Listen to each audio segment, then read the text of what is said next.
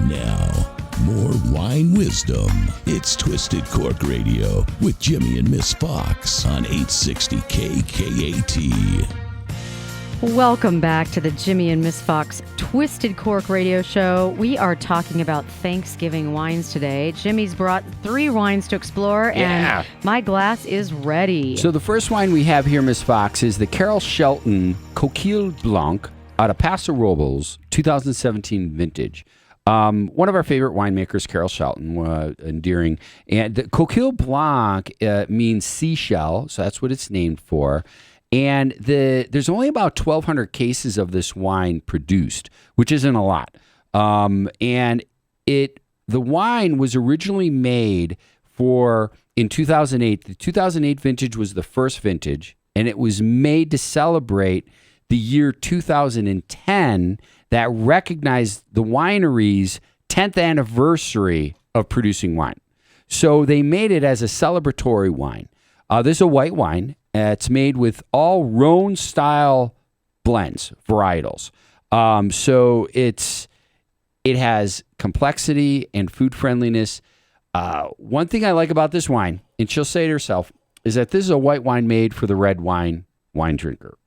Yeah, I love that statement because it makes so much sense, because this has got, this is no light, fruity little it's got flower some shoulders. It's got some shoulders, yeah. is right. Yeah. So yeah, Carol, she's one of the first 12 women to graduate from the UC Davis enology program, and she graduated in 1978, which is obviously very early in the world of wine for women here in the U.S. And she learned how to make. She actually first, her mother would hold down herbs in front of her nose as she was a kid and ask her to identify them. And this was even before she could read. So she was really That's awesome. Grew up in the kitchen. I love it. Yeah. And then when she was headed off to college, I love this. Her parents said, "Hey, we'll pay for your college, but not if you do something like poetry. We want you to do something scientific." Yeah. So she thought to herself, well, what the heck can I do that's scientific? And she visited a winery, I guess, shortly before this. And she thought, wait a second, I smell oak saturated with wine, and I want to wake up to that every day. So she decided to major in enology. And that there is we awesome. are. Yeah. Didn't she work on in her graduate degree, the circle, the wine card, the wine circle? What is that? No, well, I don't know. Ann Davis out of UC Davis. She was part of her. Ann Noble. Ann Noble out of UC Davis. Yeah. Yeah. And what is that card called again? She calls it the aroma wheel. Oh, but was Carol in on that too? She was in on that as a grad student. She participated with it because she had such a good sense of aromatics and everything that she approached it on a scientific level.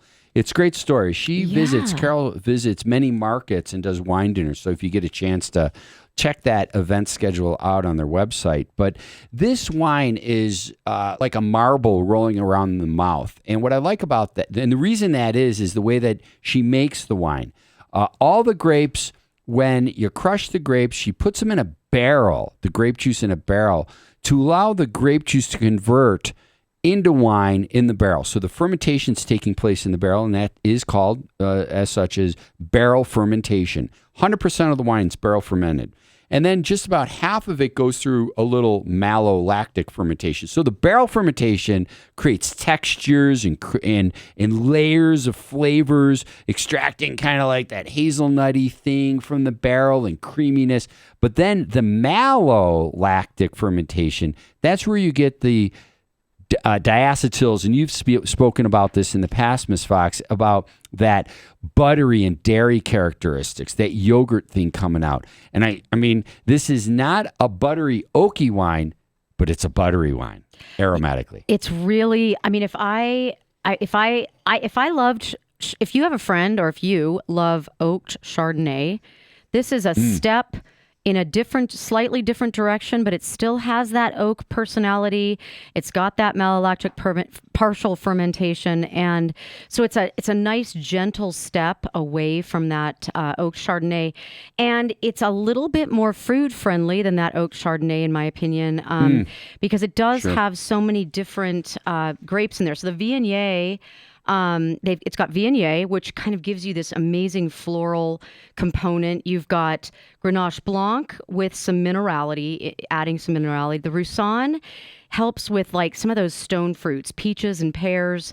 And then the Marsanne can give it kind of the peach flavors, and the Roussanne gives it some almond as well. So anyway, it's kind of I love that because you're getting those characteristics right in here. You know, this is her favorite wine. On her website, it says it. I've never seen ever in any of my research have I ever seen some winemaker call out, "This is my favorite wine." Because it's kind of like choosing between your children. I would think, you know, you love them all, but you like some more than the others. I'll tell you that. I'm kind of surprised about that. So this would go really well for a roasted turkey, probably not a smoked turkey as much. What are you thinking? I think you're absolutely right. This is your turkey. This is turkey, stuffing.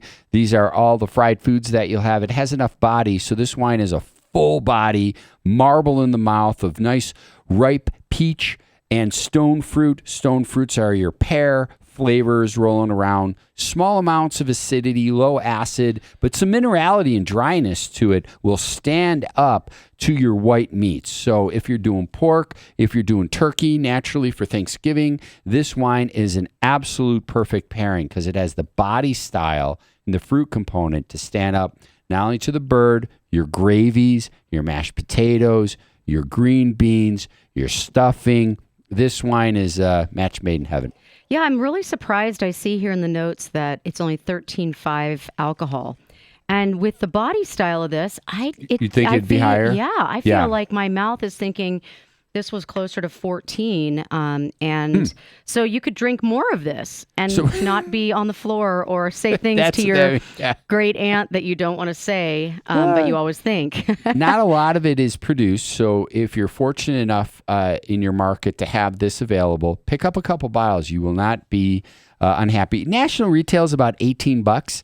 So, grab a couple bottles of it. You may not be going a case purchase, but definitely 2 or 3 bottles, I think. Enjoy one right away. It's a great daytime wine as well because it's going to go good with some salads with some grilled chicken or something like that. I've explored this wine with sandwiches also, with cold deli sandwiches, that kind of a thing. It's just a really good food-friendly wine for sure. I was just thinking as you were talking about sandwiches, because I really love Thanksgiving. And I was at a group the other day at a meeting, and someone was asking us to identify our favorite foods of Thanksgiving. And I literally can't. It's like choosing which child I like better, which isn't going to ever happen. But I was thinking as you were talking about sandwiches, the day after Thanksgiving, one of my favorite tastes of all time is the turkey sandwich with really good mayo.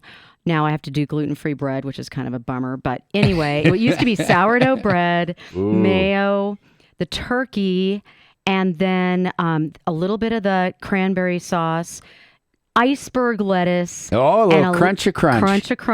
And then some Lowry's seasoned salt on there. Oh, look at that. And just pull. Oh, and this is gonna be open for my my sandwich the next day. I hope there's still gonna be some left. Everything but the Lowry's and the iceberg. So we had turkey, cranberry, little stuffing, slab of mayo, and a hearty bread. Wrap those sandwiches tight. Couple years back, it feels like a lifetime ago, 20 plus years ago, when I did Thanksgiving in Park City, Utah for a ski trip. And we had those sandwiches in the morning. We put them in our inside ski jacket pocket. And that, along with a cold beer, was the best thing on the side of the slopes out of bounds. That was a lot of fun. Oh, my gosh. Well, as long as you didn't fall. Memories. Or I guess if you did fall, then you'd be really well cushioned, at least where that sandwich was. Yeah, my turkey breast was on my breast. So this wine that we're featuring today is Carol Shelton's Coquille Blanc Paso Robles 2017. National retail around that $18 price point, 13.5% alcohol. And do yourself a favor and pick up a bottle or 3 of these for the upcoming Thanksgiving holiday or just about any time.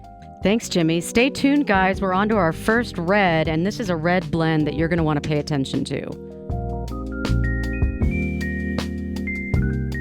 This is Twisted Cork Radio with Jimmy and Miss Fox on 860 KKAT.